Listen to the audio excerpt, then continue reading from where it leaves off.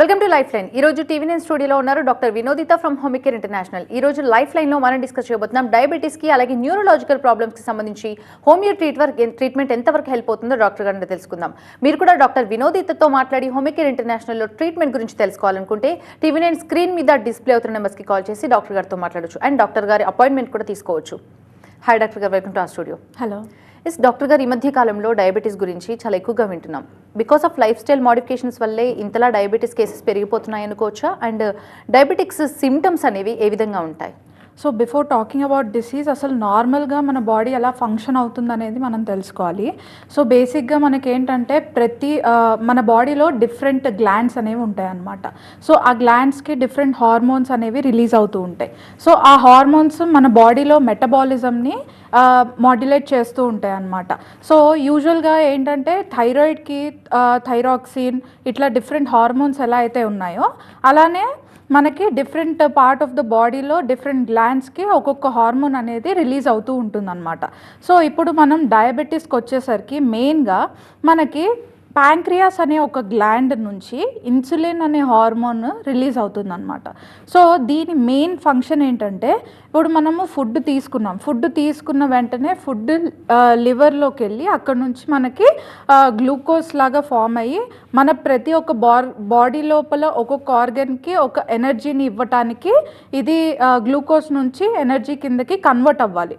So ఇది ఏమవుతుందంటే ఈ గ్లూకోజ్ నుంచి ఇన్సులిన్ అనేది ఎనర్జీ కిందకి కట్ డౌన్ చేస్తుంది అన్నమాట. సో బేసిక్గా ఇన్సులిన్ అనేది ఈ గ్లూకోజ్ని కట్ డౌన్ చేసి మిగతాది మనకి ఎనర్జీ ఇవ్వటానికి యూస్ చేస్తామన్నమాట. సో దీనిలో బేసిక్గా మనకి ఏమవుతుందంటే డయాబెటీస్లో వచ్చేసరికి ఇన్సులిన్ అనే హార్మోన్ రిలీజ్ అయినప్పటికీ మనకి ఆ హార్మోన్ బాడీకి తక్కువ పడడం వల్ల డయాబెటీస్ అనే ఒక డిసీజ్ అనేది మనకి ఏర్పడుతుందన్నమాట. సో దీని కాజెస్ ఏంటి అని చూసుకున్నట్లయితే మెయిన్గా కాజెస్ వచ్చేసి ఇందాక చెప్పుకున్నట్లు లైఫ్ స్టైల్ డిసీజ్ అన్నమాట ఇది. సో మన లైఫ్ స్టైల్ ఎక్కువగా కూర్చుని సిడెంటరీ హ్యాబిట్స్ అనేవి ఉన్నట్లయితే తొందరగా వచ్చే ఛాన్సెస్ ఉంటాయి. సెకండ్ థింగ్ వచ్చేసి హెరిడిటరీ, నెక్స్ట్ వచ్చేసి ఒబెసిటీ అండ్ మీకు వేరే హార్మోనల్ డిజార్డర్స్ కానీ ఉన్నట్లయితే, for example PCOD and thyroid for long time ఉన్నట్లయితే మీకు ఈ డయాబెటీస్ వచ్చే ఛాన్సెస్ కూడా ఉంటాయన్నమాట. సో బేసిక్గా డయాబెటీస్లో మనకి డిఫరెంట్ 4 టైప్స్ ఆఫ్ డయాబెటీస్ ఉన్నాయి. ఫస్ట్ థింగ్ వచ్చేసి pre diabetes, next type 1 diabetes, then type 2 diabetes and then gestational diabetes అన్నమాట. సో ఈ 4ని మనము డిఫరెంట్ అసలు ఏంటి అనేది మనం మాట్లాడుకుందాం. So first thing pre diabetes అంటే ఏంటంటే, నార్మల్గా పర్సన్ ఇంకా డయాబెటీస్ కిందకి ల్యాండప్ అవ్వలేదు, దే ఆర్ బార్డర్ లైన్లో ఇంకా ఉన్నారనమాట. ఇంకా డయాబెటీస్కి ల్యాండప్ అవ్వడానికి దే హ్యావ్ టైం. సో ఈ పర్టికులర్ ప్రీ డయాబెటిక్ స్టేజ్లో కానీ మనము డయాగ్నోస్ చేసినట్లయితే దీన్ని తొందరగా రివర్స్ చేసే ఛాన్సెస్ ఎక్కువగా ఉంటాయి. అదే కానీ మళ్ళీ ఒకసారి డయాబెటీస్కి డయాగ్నోస్ అయింది అని అంటే వాళ్ళు ఎన్ని ఏళ్ల నుంచి ఆ డయాబెటీస్లో ఉన్నారనేది కూడా కన్సిడర్ చేసుకోవాల్సి ఉంటుంది. దెన్ నెక్స్ట్ వచ్చేసి టైప్ 1 డయాబెటీస్ అంటే ఇన్సులిన్ అనే ఒక హార్మోన్ అసలు రిలీజ్ అవ్వటమే లేదు బాడీలో. బికాస్ ఆ సెల్స్ ఏవైతే ఉన్నాయో ఆ సెల్స్కి బ్లాకేజ్ అవ్వచ్చు, otherwise it is auto immune disease అనమాట. బేసిక్గా టైప్ 1 డయాబెటీస్ మనం పిల్లల్లో ఎక్కువగా చూస్తాము. అండ్ ఆల్సో ఈ టైప్ 1 డయాబెటీస్ వచ్చింది అని అంటే ఎక్స్టర్నల్గా మనము ఇన్సులిన్ అనేది కంపల్సరీగా తీసుకోవాల్సి ఉంటుంది. బికాస్ మనం బయట నుంచి తీసుకుంటున్నాము ఇన్సులిన్, దీన్ని ఇన్సులిన్ డిపెండెంట్ డయాబెటీస్ అని అంటామన్నమాట. నెక్స్ట్ టైప్ 2 డయాబెటీస్ ఏంటి అని అంటే ఇన్సులిన్ ఇండిపెండెంట్ డయాబెటీస్. అంటే ఇది మన లైఫ్ స్టైల్ చేంజెస్ వల్ల వచ్చే డయాబెటీస్ అన్నమాట. ఈ డయాబెటీస్లో బేసిక్గా మనకి ఒక 40 ఇయర్స్ పైన ఉన్న వాళ్ళకి ఈ డయాబెటీస్ అనేది చూస్తాం. But now days because of life style changes even 25 years 30 years తర్వాత 30 ఇయర్స్ ఉన్న వాళ్ళకు కూడా ఈ డయాబెటీస్ వచ్చే ఛాన్సెస్ ఎక్కువగా కనిపిస్తున్నాయి because of their life style changes. ఎందుకు అని అంటే అట్లీస్ట్ 1 అవర్ కూడా వాళ్ళ బాడీకి వాళ్ళు టైం ఇవ్వలేకపోవడం వల్ల and also because of this వాళ్ళకి different metabolic changes in the body జరగడం వల్ల ఈ డయాబెటీస్ అనేది తొందరగా వచ్చే ఛాన్సెస్ ఉంటాయి. సో దీనిలో టైప్ 2 డయాబెటీస్లో డిఫరెంట్ సిమ్టమ్స్ అనేవి కూడా మనం చెప్పుకుందాం. దానికి తర్వాత దెన్ జెస్టేషనల్ డయాబెటీస్ అంటే ప్రెగ్నెన్సీ టైంలో మనకి ఈ షుగర్ లెవెల్స్ అనేవి బాడీలో ఎక్కువగా ఉండటాన్ని మనం జెస్టేషనల్ డయాబెటీస్ అంటాం. అండ్ ఈ డయాబెటీస్ వచ్చేసి ప్రెగ్నెన్సీ తర్వాత యూజువల్గా కంట్రోల్లోకి వచ్చేస్తుంది. If it is not control then it is considered as type 2 diabetes అనమాట. సో నౌ ఇప్పుడు అసలు టైప్ 3 డయాబెటీస్లో సిమ్టమ్స్ ఎలా ఉంటాయి, ప్రతి ఒక్క దానిలో సిమ్టమ్స్ ఎలా ఉంటాయి అనేది మనం చూసుకుందాము. యూజువల్గా ప్రీ డయాబెటీస్లో సిమ్టమ్స్ అనేవి మనకి ప్రామినెంట్గా కనిపించవు and they are not totally into diabetic stage. కాబట్టి వాళ్ళకి అంత ఇంపార్టెంట్గా సిమ్టమ్స్ అనేవి ఉండవు అన్నమాట. దెన్ టైప్ 1 డయాబెటీస్లో మెయిన్గా పిల్లల్లో ఎక్కువ చూస్తూ ఉంటాము వెయిట్ లాస్ అవ్వటము, అదర్వైజ్ వాళ్ళు ఉన్న ఏజ్కి వెయిట్ అనేది సరిగ్గా లేకపోవటము, అండ్ ఆల్సో ఎక్కువగా యూరిన్ పాస్ అవ్వడము, ఎక్కువగా ఆకలేయటము, ఇలాంటివి మనము టైప్ 1 డయాబెటీస్లో సిమ్టమ్స్ కింద కన్సిడర్ చేస్తాము. అదర్వైజ్ ఇప్పుడు కొన్ని రోజుల నుంచి వెయిట్ బాగానే ఉంది, సడన్గా డ్రాప్ ఆఫ్ వెయిట్ అనేది చూడటము. So this is also consider as type 1 diabetes. యూజువల్గా ఇది ఆటో ఇమ్యూన్ డిసీజ్ అని కూడా కన్సిడర్ చేస్తాము పిల్లల్లో. అండ్ ఎందుకంటే బై బర్త్ నుంచి వాళ్ళకి ఈ డిసీజ్ అనేది ఉంటుందన్నమాట. దెన్ నెక్స్ట్ టైప్ 2 డయాబెటీస్లో సిమ్టమ్స్ వచ్చేసి పాలియూరియా, పాలిడిప్సియా, పాలిఫేజియా. అంటే ఎక్కువగా యూరిన్ పాస్ అవ్వటము, దెన్ ఎక్కువగా థర్స్ట్ వేయడము, దెన్ ఎక్కువగా వాళ్ళకి ఆకలి వేయటము, వెయిట్ లాస్ అవ్వటము, అండ్ ఆల్సో టయర్డ్నెస్ అనమాట. చిన్న పని చేసిన తర్వాత కూడా వాళ్ళకి టయర్డ్ అనేది ఎక్కువగా ఉంటుంది. దెన్ ఏంటంటే నార్మల్గా మనం డే టు డే చేసుకున్న పని కూడా వాళ్ళకి టయర్డ్ అనిపించి దే వాంట్ రెస్ట్ అనమాట. అండ్ తర్వాత ఎక్కువగా మసిల్ క్రాంప్స్ అనేవి రావటం, even though they drink a lot of water, వాళ్ళకి క్రాంప్స్, మసిల్ ఫటీగ్ అనేది ఎక్కువగా ఉంటుంది.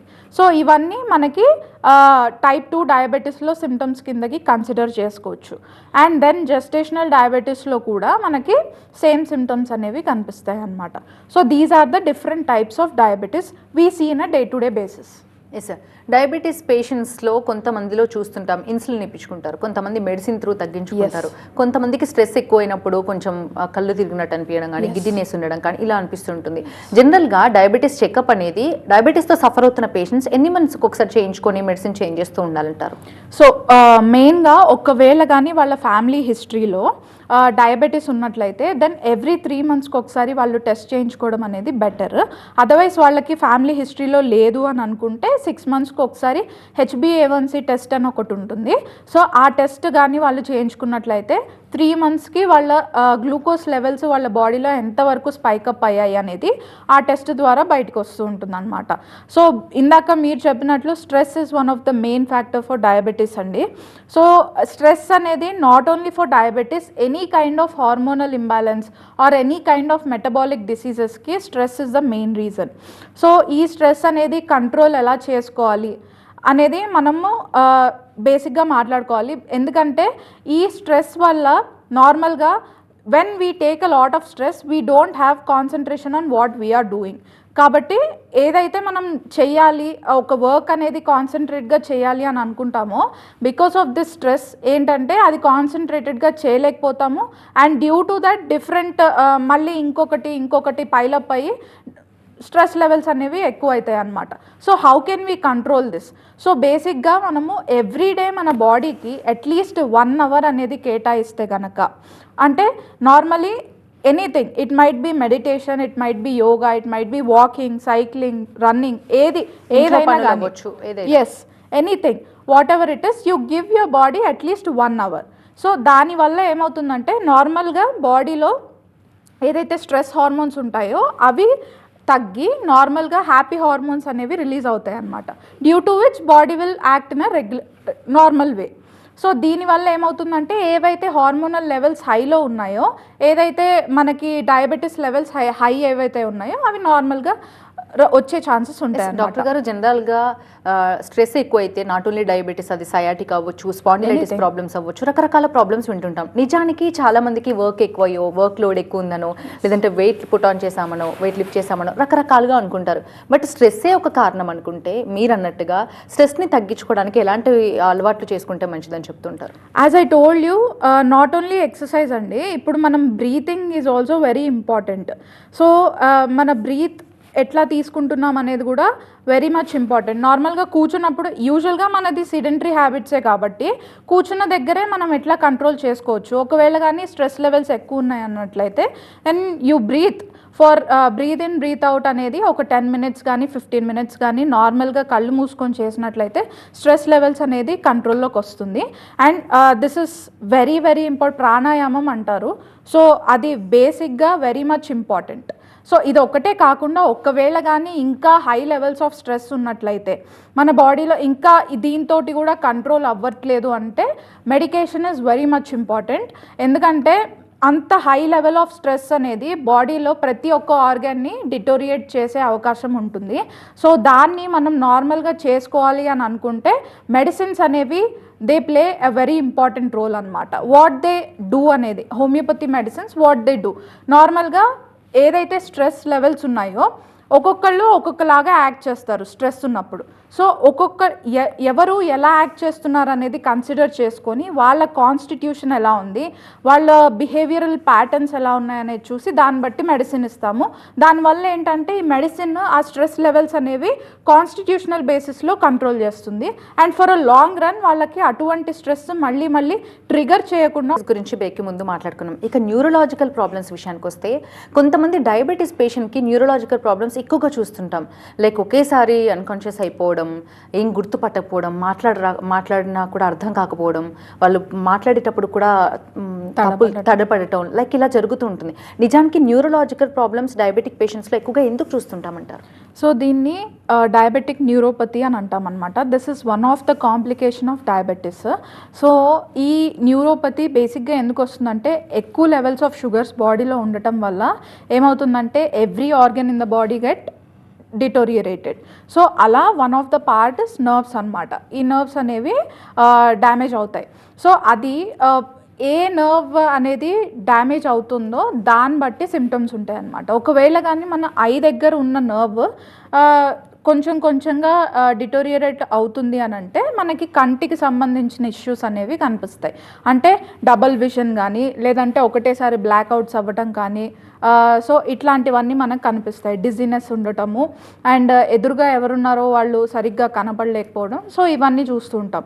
సో ఒకవేళ నర్వ్ అనేది కాళ్ళ దగ్గర మనకి నర్వ్స్ అనేవి డ్యామేజ్ అయినట్లయితే అది మనకి ఏ పార్ట్, ఒకవేళ లిమ్స్ అంటే చేతులు కానీ కాళ్ళు కానీ మనకి డిటోరియేట్ అవుతుంది అని అంటే అప్పుడు మనకి మంటలు, తర్వాత తిమ్మిర్లు, సెన్సేషన్ లేకుండా ఉండటం, నార్మల్గా నడుస్తున్నప్పుడు వాళ్ళకి సెన్సేషన్ లేకుండా ఉండటం, దానివల్ల వాళ్ళు పడిపోవటం, అండ్ ఆల్సో దెబ్బ తగిలినప్పుడు వాళ్ళకి ఆ దెబ్బ తగిలింది అనే సెన్సేషన్ కూడా లేకపోవడం. ఎందుకంటే నార్మల్గా నర్వ్స్ అంటే నరాలు మనకి ఎలా యూజ్ అవుతాయి అంటే ఇప్పుడు నార్మల్ నేను ఈ వేలు తీసుకొని ఈ చేతి మీదకి ఇట్లా టచ్ చేసినప్పుడు ఏమవుతుందంటే ఇక్కడ ఉన్న సెన్సెస్ మనకి ఈ నర్వ్స్ ద్వారా నేను టచ్ చేసిన మెసేజ్ ఇక్కడ నుంచి పాస్ అయ్యి మనకి బ్రెయిన్కి వెళ్తుంది.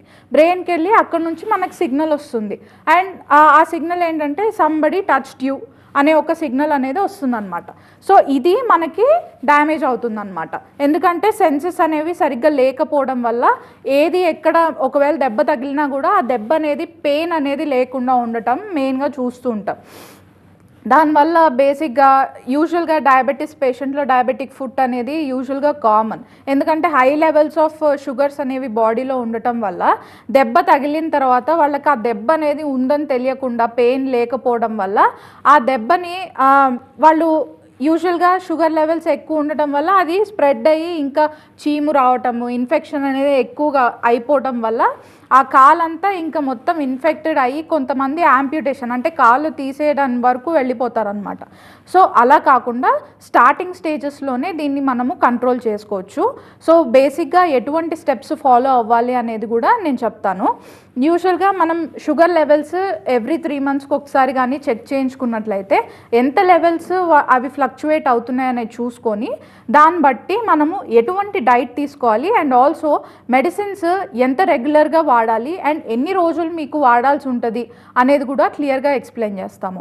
సో బేసిక్గా 10 years 15 years నుంచి డయాబెటీస్ ఉంది, అది అన్కంట్రోల్డ్ ఉంది, ఈవెన్ వాళ్ళు మెట్ఫార్మిన్ ఎక్సెట్రా మెడిసిన్స్ వాడినా కూడా అది కంట్రోల్ అవ్వట్లేదు. కొంతమందికి ఏంటంటే ఇన్సులిన్ తీసుకున్నాక కూడా అది కంట్రోల్ అవ్వట్లేదు, అంటే ఇట్ ఈస్ అన్కంట్రోల్డ్ డయాబెటీస్ అనమాట. సో దీన్ని బేసిక్గా మనము intermittent fasting and also homoeopathic medicines వాడటం వల్ల ఏమవుతుందంటే జీన్ లెవెల్లో అనేది ఈ డిసీజ్ కన్వర్ట్ అయ్యి నార్మల్గా వచ్చే ఛాన్సెస్ ఉంటాయి. బట్ 1 day 2 daysలో ఇది అవుతుందా అంటే no, you should have to give that amount of time for your body to heal అనమాట. సో ఇప్పటిదాకా జరిగిన డ్యామేజ్ ఏదైతే ఉందో అది మళ్ళీ నార్మల్ అవ్వటానికి you should have to give that amount of time. So ఆ టైం ఇస్తే గనక మీ బాడీ అనేది మళ్ళీ నార్మల్గా రెగ్యులేట్ అవ్వటము, నార్మల్గా రెస్పాండ్ అవ్వటం అనేది జరుగుతుంది. సో దిస్ ఇస్ మెయిన్లీ ఈ డయాబెటిక్ న్యూరోపతిలో జరిగే కాంప్లికేషన్స్ అన్నమాట. డాక్టర్ గారు, జనరల్గా న్యూరలాజికల్ ప్రాబ్లమ్స్ అనేవి స్టార్ట్ అయ్యే ముందు ఎలాంటి లక్షణాలు కనిపిస్తాయి? ఇందాక మనం మాట్లాడుకున్నట్టు మంటలు, ఫస్ట్ మంటలతో స్టార్ట్ అవుతుంది.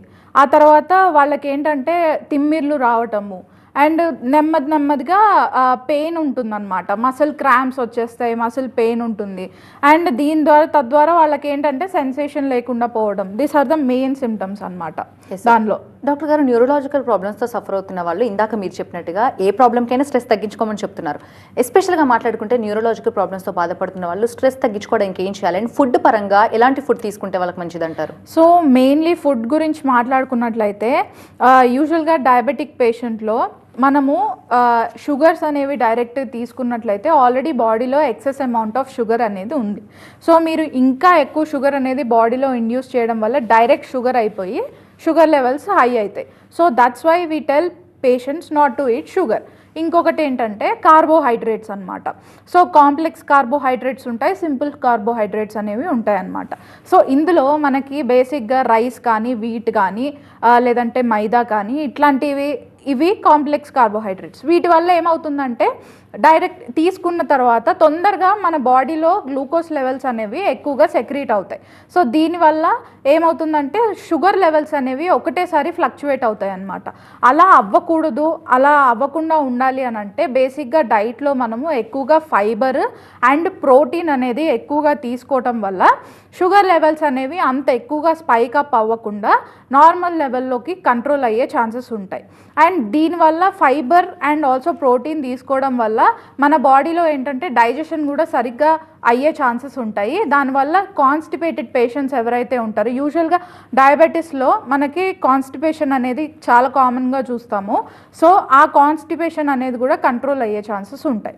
సో ఇలా మనం డైట్ కానీ ఎక్కువగా ప్రోటీన్ అండ్ ఫైబర్ మీద ఇంపార్టెన్స్ ఇచ్చి కార్బోహైడ్రేట్స్ ఏవైతే ఉన్నాయో అవి తగ్గించుకొని అండ్ ఆల్సో ప్రిజర్వేటివ్స్ ఉన్న ఫుడ్ లేదంటే క్యాన్డ్ ఫుడ్, ఆల్రెడీ ప్రిపేర్ చేసిన ఫుడ్ తీసుకోకుండా ఉండటం వాళ్ళు కానీ చేసినట్లయితే then it will be like కొంచెం తొందరగా వాళ్ళు రికవర్ అయ్యే ఛాన్సెస్ ఉంటాయి అన్నమాట. ఎస్ డాక్టర్ గారు, చాలా మందిలో చూస్తుంటాం మిగిలిపోయిందని తినడం కానీ, స్టోర్ చేసిన ఫుడ్ తీసుకోవడం కానీ, ఇలాంటి వాళ్ళకి ఈ ప్రాబ్లమ్స్ ఎక్కువ అవుతాయా? ఎస్, ఎందుకంటే ఆల్రెడీ అది మిగిలిపోయింది. దానివల్ల ఏదైతే ఫుడ్ వాళ్ళు పెట్టుకున్నారో, ఫర్ ఎగ్జాంపుల్ యూజువల్గా మనం అంటాము ఫ్రెష్ ఫ్రమ్ ఫామ్ తినడం అనేది very much good for health. So అలాంటిది ఇప్పుడు లేదు. ఏదైతే మనకి ఈజీగా అవైలబుల్ ఉందో, ఈజీగా దొరుకుతుందో, లైక్ ఫర్ ఎగ్జాంపుల్ చిప్స్ కానీ, ఫాస్ట్ ఫుడ్ కానీ ఈజీలీ అవైలబుల్. సో అట్లాంటి ఫుడ్ తీసుకోవడం వల్ల ఏంటంటే అందులో మెయిన్గా ఉండేది కార్బోహైడ్రేట్స్. ఒకవేళ కానీ మీకు ఫ్రెష్లీ అవైలబుల్ ఫుడ్ కానీ మీకు తొందరగా అందుబాటులో ఉంది అని అంటే then you can choose that. అలా కాకుండా ఒకవేళ మీరు క్యాన్డ్ ఫుడ్ కానీ లేదంటే ప్రిజర్వేటివ్స్ ఉన్న ఫుడ్ కానీ ఎక్కువగా చూస్ చేసుకున్నట్లయితే డైరెక్ట్గా మనకి కార్బోహైడ్రేట్స్ వల్ల ఆ గ్లూకోజ్ లెవెల్స్ అనేవి స్పైక్ అప్ అవుతాయి, తొందరగా షుగర్స్ అనేవి ఎక్కువ అవుతాయి. సో దాన్ని కంట్రోల్ చేసుకోవడానికి మీరు ఎక్కువగా ఫ్రూట్స్ కానీ, ఫైబర్ ఉన్న ఫుడ్ కానీ ఇవన్నీ ఎక్కువగా తీసుకుంటే, బేసిక్గా హోమ్ మేడ్ ఫుడ్ కానీ ఎక్కువగా మీరు పాటించినట్లయితే then you will be under controlled. Sir, Homeocare ఇంటర్నేషనల్లో డయాబెటీస్కి అండ్ న్యూరలాజికల్ ప్రాబ్లమ్స్కి ఎలాంటి ట్రీట్మెంట్స్ అందుబాటులో ఉన్నాయి డాక్టర్ గారు? సో బేసిక్గా హోమియోకేర్ ఇంటర్నేషనల్లో we have advanced homeopathic medicines అండి. సో దాని ద్వారా ఏమవుతుందంటే మన బాడీలో ఏదైతే కాన్స్టిట్యూషనల్ చేంజెస్ వచ్చాయో, అంటే ఇప్పుడు డయాబెటీస్ వచ్చింది అనే ఒక ఏదైతే ఫ్యాక్టర్ ఉందో దాన్ని మళ్ళీ నార్మల్గా కంట్రోల్ చేసుకోవడానికి మెడిసిన్స్ అనేవి ఉంటాయి. సో ఎలా కంట్రోల్ అవుతుంది అని అంటే, మనం ఇచ్చే మెడిసిన్స్ జీన్ లెవెల్ వరకు యాక్ట్ అయ్యి ఆ డయాబెటీస్ అనే ఒక డిసీజ్ని మళ్ళీ నార్మల్గా తెచ్చే ప్రక్రియ అనేది బాడీలో జరుగుతుందన్నమాట. సో దీనికి మనము ఆ టైం అనేది ఇవ్వాలి. ఎందుకంటే డయాబెటీస్ ప్రతి ఒక్కళ్ళ ఇంట్లో అట్లీస్ట్ ఒక్కళ్ళకన్నా ఉంటుంది. సో అది ఒక్క రోజా 2 రోజుల్లో వచ్చిందైతే కాదు, ఆల్మోస్ట్ కొన్ని ఇయర్స్ నుంచి వాళ్ళు పాటించే లైఫ్ స్టైల్ వల్ల వచ్చిన డిసీజ్ అన్నమాట. సో అది అన్ని ఇయర్స్ నుంచి ఏదైతే డ్యామేజ్ అయిందో అది మళ్ళీ నార్మల్గా తేయాలి అని అంటే ఇట్ టేక్స్ టైం. సో ఆ టైం అనేది మన బాడీకి ఇవ్వాలి. సో బేసిక్గా పేషెంట్స్ ఎట్లా ఉంటారని అంటే, ఇప్పుడే నేను మెడిసిన్ వేసుకున్నాను 1 మంత్లో నాకు చేంజ్ కావాలి అనే టైప్లో ఉంటారనమాట. సో ఆల్రెడీ వాళ్ళ గ్లూకోజ్ లెవెల్స్ చాలా స్పైకప్ అయిపోయి ఉంటాయి. సో 300, 400 లెవెల్స్లో వాళ్ళ షుగర్స్ అనేది ఉన్నప్పుడు సో 1 మంత్లో చేంజెస్ రావాలంటే no, it is not possible. But ఒకవేళ నేను చెప్పినట్లు లైక్ ఫర్ డైట్ కానీ మెడిసిన్స్ కానీ సరిగ్గా వేసుకున్నట్లయితే కొంతమందిలో ఈవెన్ 1 మంత్లో కూడా చేంజెస్ వస్తాయి. సో దట్ వాళ్ళ బాడీ ఎట్లా రెస్పాండ్ అవుతుంది అనేది కూడా చూసుకొని దాని ప్రకారంగా మేము మెడిసిన్స్ ఇస్తాము. దాన్ని బట్టి మీకు డయాబెటీస్ అనేది కంట్రోల్ అవుతుంది. థ్యాంక్ యూ డాక్టర్ గారు, థ్యాంక్స్ ఫర్ బీయింగ్ హియర్. ఇది వాళ్ళ లైఫ్ లైన్. చూస్తూనే ఉండండి TV9.